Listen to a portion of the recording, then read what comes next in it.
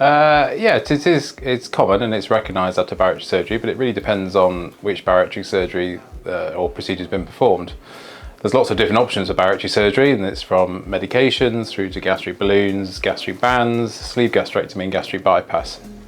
Typically, gastric bypass is very good for reflux, so we don't see that too commonly. But certainly after gastric bands and sleeve gastrectomies, which is probably the commonest procedure performed now, we see reflux rates of ranging between 10 and 20%.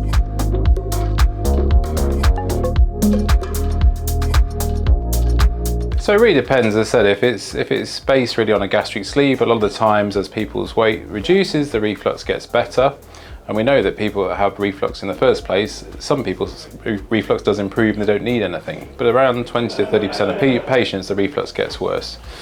It really comes down to then looking at lifestyle changes, making sure there's no reflux-inducing behaviour, so caffeine, alcohol, eating late at night, all of these things can induce reflux, so you try to modify those as best you can, looking at medications that might be inducing reflux and when the patient's taking them.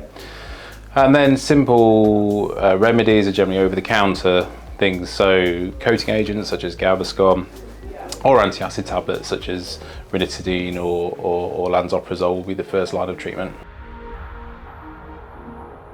Again, it comes down to which operation they've had. So on the whole, a gastric bypass is very good for reflux, but around about 5 or 10% of people may still get reflux from that. Again, commonly that's either if there's a problem with a gastric bypass or maybe there's a hiatus hernia that's developed or not been seen at the time of surgery. The commonest procedure for weight loss that does tend to cause reflux, as we said, is a sleeve gastrectomy. And again, that can be down to the fact of how the sleeve is working, the function, the shape of the sleeve, and again, if there's a hiatus hernia at that time. If that's the case and you look into that, you need to have some investigations to see how the sleeve is working, to see how the food pipe is working, making sure everything looks correct.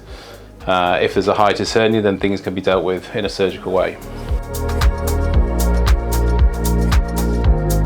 Yeah, the indications now for LINX are getting stronger and stronger. It's now NICE approved. And again, it comes down to patient selection. So if we feel the bariatric surgery is as it should and looks as it should, and we prove the problem is reflux, it's certainly a safe and viable option to do for some patients after sleeve gastrectomy or gastric bypass.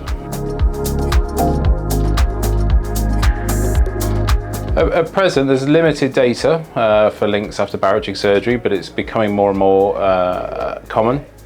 There are some mixed results depending really, and that comes down to patient selection and making sure you've got the appropriate patient. But with the right patient selection, there's some data to come out that there's 80 to 90% satisfaction with LINX after a sleeve gastrectomy, and over half of patients can manage to come off their antacid medications.